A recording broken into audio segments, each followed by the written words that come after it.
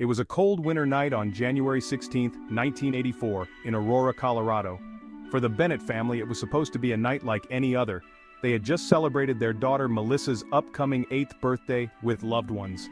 The house was alive with the sounds of laughter and joy, the warmth of family togetherness filling every corner.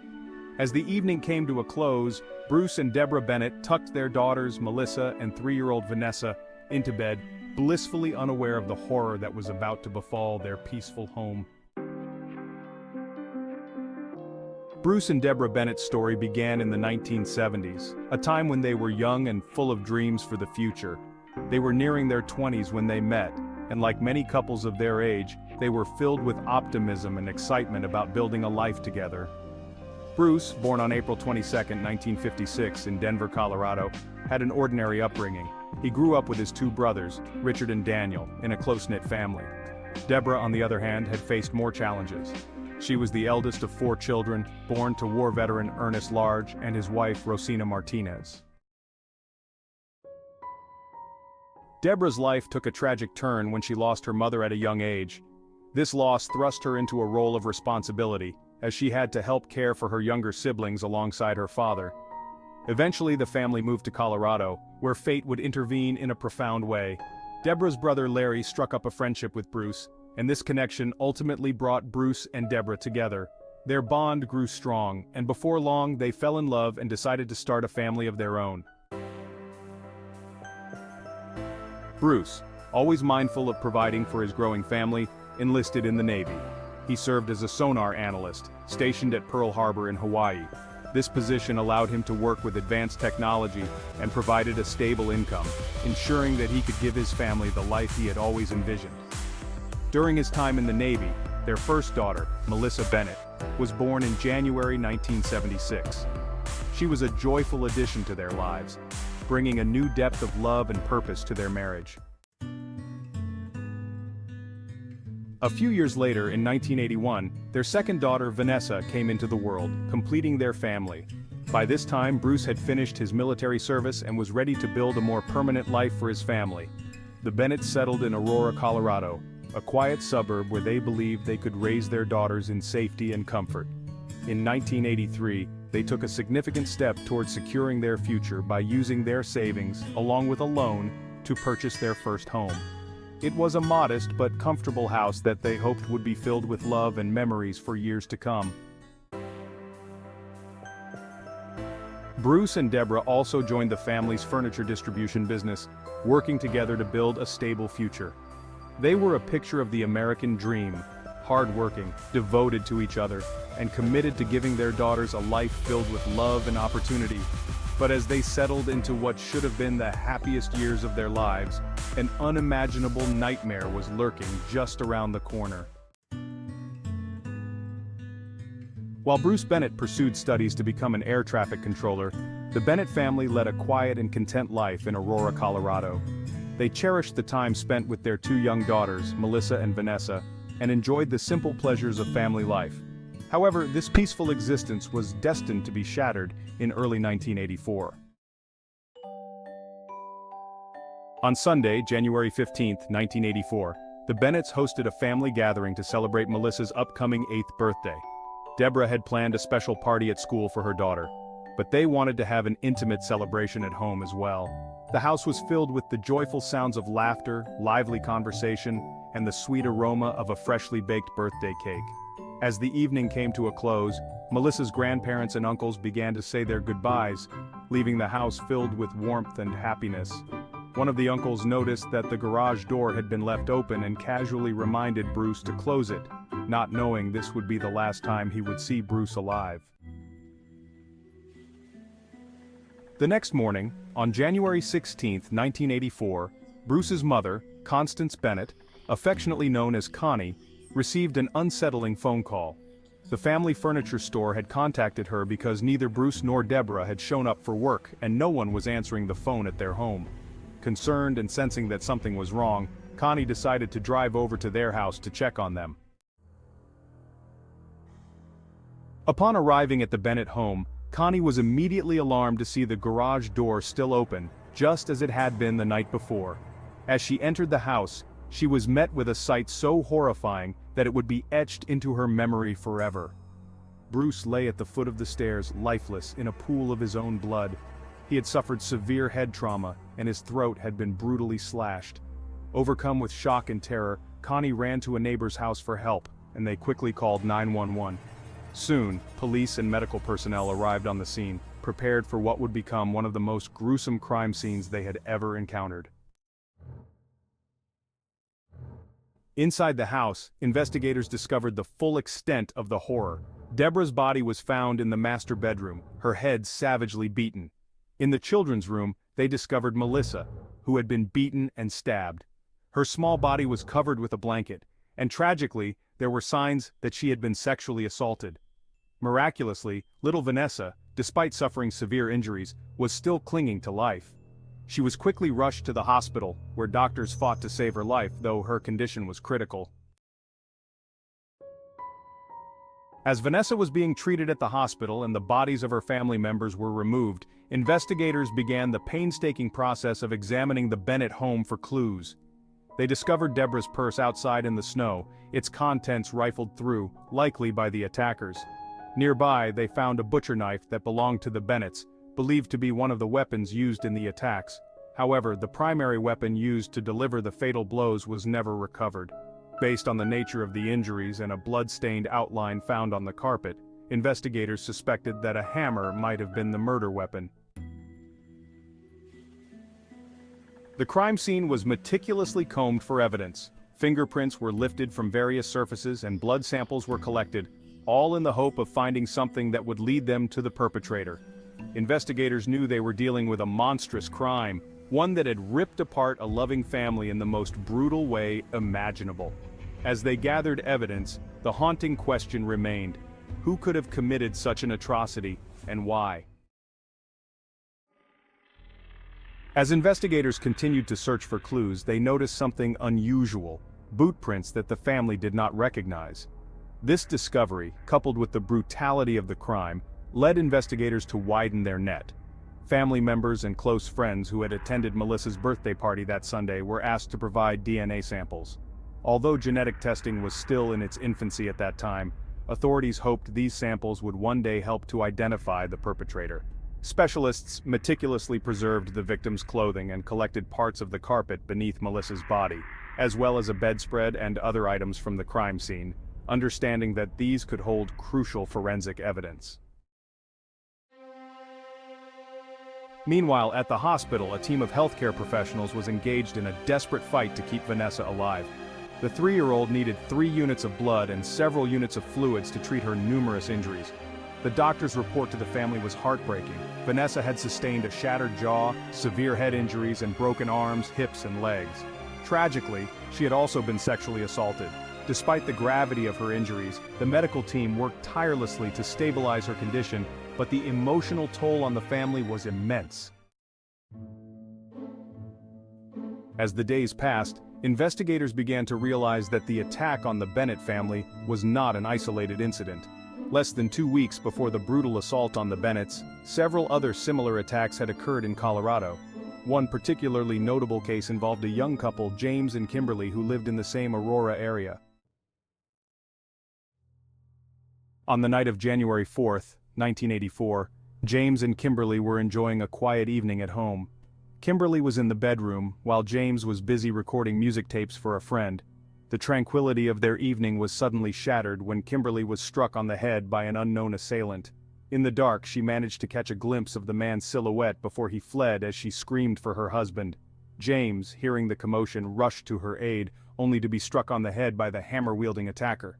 Despite his injuries, James bravely chased the assailant, but the man ultimately escaped into the night. Kimberly, despite her severe head injury, managed to call 911. Emergency services quickly arrived and transported the couple to the nearest hospital. James had suffered a skull fracture, while Kimberly had a concussion, but both miraculously survived the attack. The police investigating the scene found the hammer used in the assault and determined that the assailant had entered through the garage door, which had been left open. Fresh footprints in the snow led away from the house, but they eventually mingled with other tracks, causing the trail to go cold. They also discovered Kimberly's purse discarded in the snow, with the money missing, adding another layer of mystery to the crime. Then, less than a week later, another violent incident shocked the Colorado community. Patricia Smith, a 50-year-old woman, had recently moved to Colorado from Nebraska to help her newly divorced daughter settle into a new home with her 2 young children. Patricia was well known in the area as an accomplished interior decorator with a prestigious client list. She was admired for her kindness, elegance, and active involvement in the community. On Tuesday, January 10th, Patricia started her day as she normally would. She took her daughter to a park where she caught the bus to work and then dropped her grandchildren off at daycare. Patricia spent the rest of the morning working, picking up laundry at noon and stopping by a local diner to buy a hamburger. It seemed like an ordinary day until tragedy struck.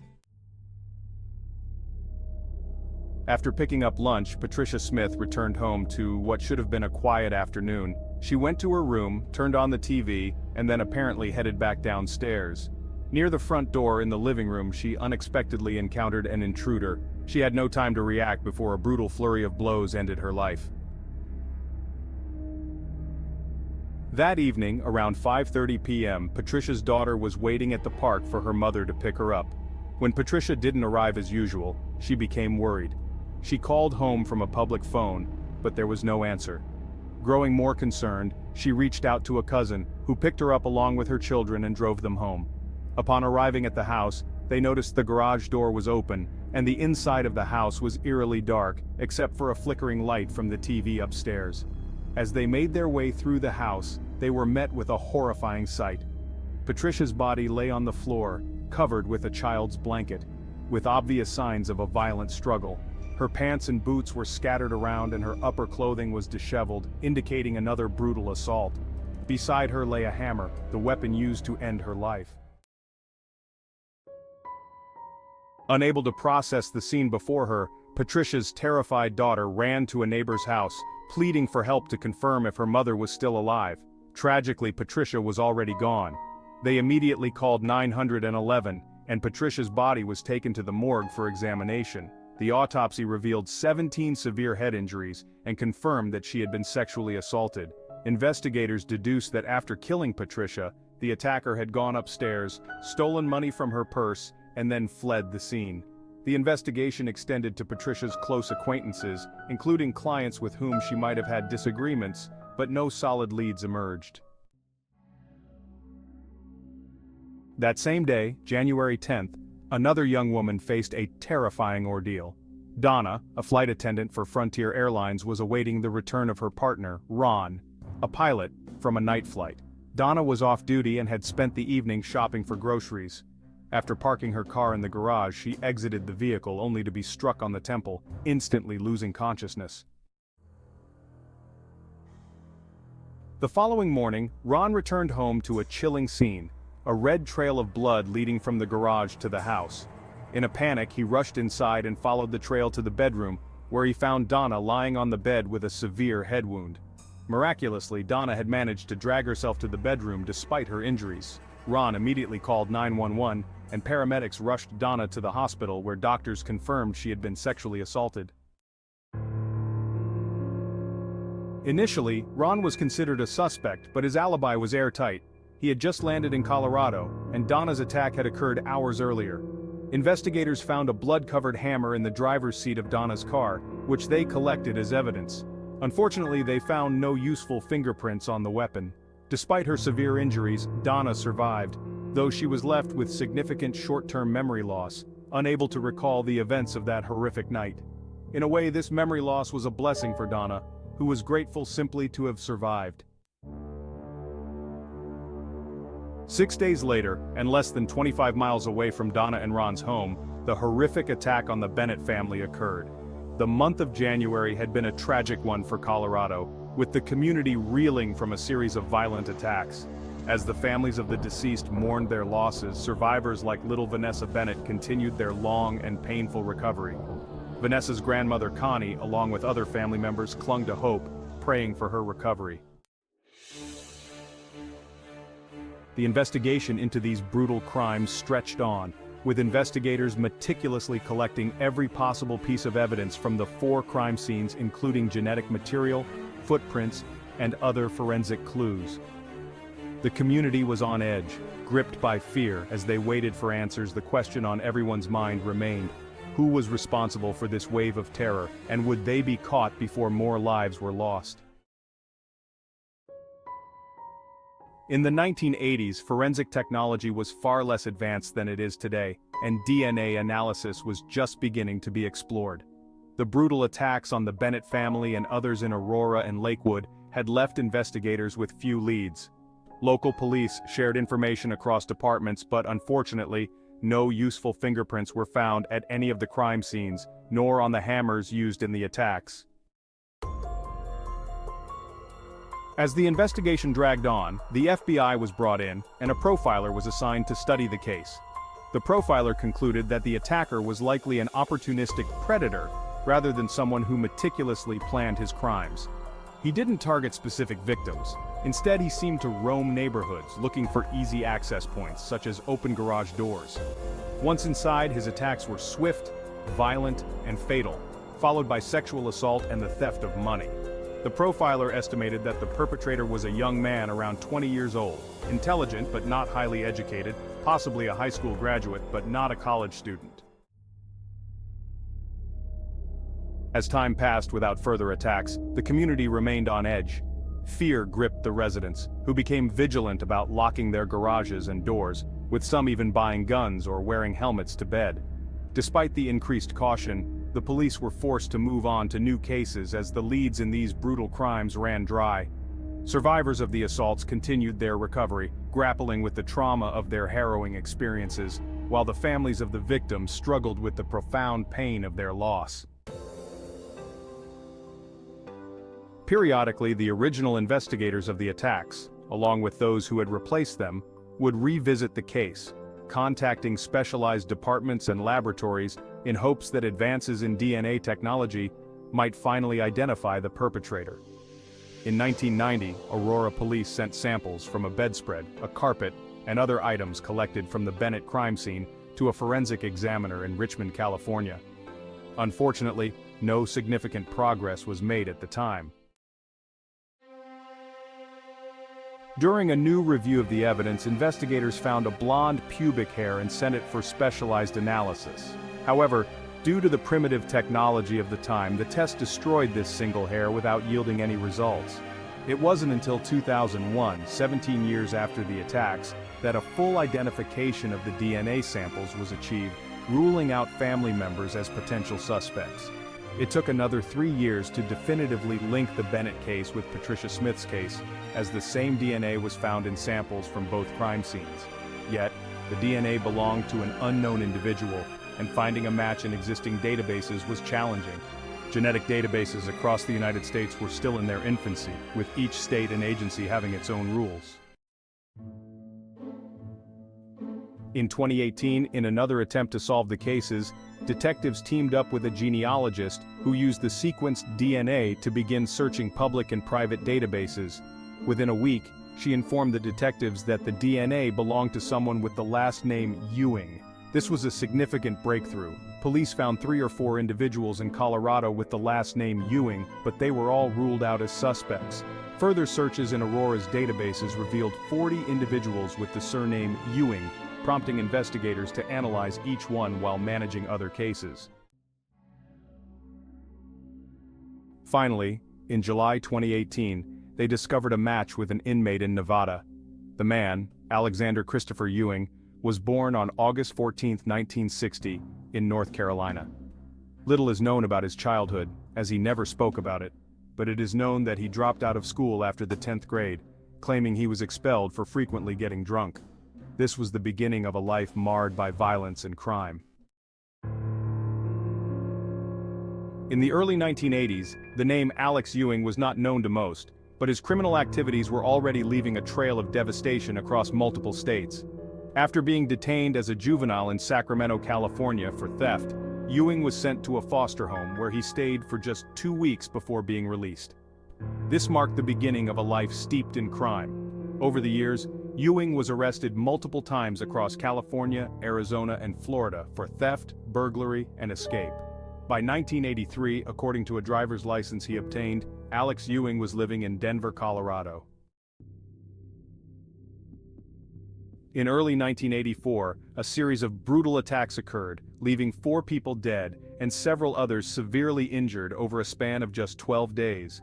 These attacks mysteriously ceased when Ewing left Colorado and moved to Kingman, Arizona. There, on January 27, 1984, Ewing broke into a home and attacked Roy Williams with a granite rock, striking him in the head and chest. Roy survived but required 100 stitches to close his wounds. He was able to provide police with a partial description of his attacker. Later that day, a police officer spotted a man matching the description hiding in bushes near an interstate on-ramp. When the officer approached, Ewing fled, leading to a chase. He was eventually apprehended on February 2, 1984, and formally charged with attempted first-degree murder and first-degree robbery. Ewing was held in jail in Utah. When police arrived at the Berry home, they found Nancy and her husband Chris severely injured in their bed. Ewing had broken in through their open garage door and attacked them with an axe handle. Fortunately, their children were unharmed. Despite a massive manhunt, Ewing managed to elude capture for 4 days. He was finally spotted at a phone booth, apparently calling his brother for help. Weakened and dehydrated, Ewing was apprehended once more. Back in custody, Ewing faced trial and was charged with attempted murder, assault with a deadly weapon, robbery, and escape. He was sentenced to 110 years in prison. His time on the run had lasted less than 8 months after the Colorado attacks, but the damage he inflicted was irreversible. In July 2018, a team of Colorado police and prosecutors traveled to the Northern Nevada Correctional Center to interview Ewing. Initially, they posed as non-law enforcement and did not mention the Colorado crimes. However, with the breakthrough in DNA technology and genealogy research, they finally had the evidence needed to connect Alex Ewing to the heinous crimes that had haunted Colorado for over 3 decades. During the conversation, Ewing recounted that his father was in the Air Force and discussed his abandonment of school, claiming he had suffered from spinal meningitis, which led to a near-death experience and a change in his behavior. He also mentioned that before arriving in Nevada, he had spent some time in Colorado working in construction in Aurora and Lakewood. He said he left because it was too cold, confirming his presence in Colorado during the time of the attacks. The next day, a detective returned to meet with Ewing, showing him 6 black-and-white photographs of the crime scenes in Colorado. Initially, Ewing denied knowing any of the victims. However, when shown a color photo of Patricia Smith alive, he still claimed not to know her. But upon seeing a color image of her body, he became visibly agitated, insisted there must be a mistake, and immediately requested a lawyer. Ewing had not anticipated this turn of events. After 34 years in prison, he was preparing documents to request parole, confident in his release. He had even created a profile on a dating site. Following this meeting, Colorado detectives obtained a court order to collect an additional cheek swab from Ewing. The DNA results confirmed a match with samples from the Bennett and Patricia Smith crime scenes. With this confirmation, police began notifying the families and survivors of the 1984 attacks, informing them they had finally found the perpetrator. Justice, however, would still take time. The first step was to request Ewing's extradition from Nevada to Colorado for trial. The first extradition hearing took place on October 2, 2018. Ewing informed the judge that he planned to fight the extradition, and over the next 16 months, his lawyer filed appeals at every possible level. Meanwhile, Colorado prosecutors were considering their options. Unfortunately, for cases without fatalities, prosecution was impossible due to a 3-year statute of limitations. However, Ewing could be tried for the fatal attacks, which meant he would be prosecuted for the deaths of the 3 Bennett family members and Patricia Smith. Under Colorado's 1984 laws, at the time of the crimes, the maximum penalty was life without parole, as the death penalty was not applicable. On February 21, 2020, the Nevada Supreme Court ordered Ewing's transfer to Colorado to face charges. His lawyer made an emergency appeal to the U.S. Supreme Court, but it was declined. On February 28, 2020, Ewing was flown to Colorado, and 2 days later he appeared in court for his first hearing. The trial for the Bennett family case began on July 27, 2021. The prosecution's case centered on Ewing's confirmed DNA presence at the scene, with traces found near Melissa Bennett's body. They highlighted the similarities in modus operandi, comparing it to the fatal attack on Patricia Smith. Both cases involved brutal hammer attacks, sexual assault, and the bodies being left partially naked with faces covered. The attacker had entered through open garages, and the women's purses were found ransacked nearby. The defense attempted to undermine the investigators' professionalism, claiming mishandling of DNA samples and noting the absence of certain forensic evidence. However, the overwhelming weight of the DNA evidence, combined with the consistent pattern of attacks, made it clear that Alex Ewing was the man responsible for these heinous crimes. The courtroom was tense as the trial of Alex Ewing continued. The defense had pointed out the lack of fingerprints or touch DNA at the crime scenes, suggesting that someone else could be responsible. However, the prosecution countered that Ewing could have worn gloves, eliminating the possibility of leaving such evidence.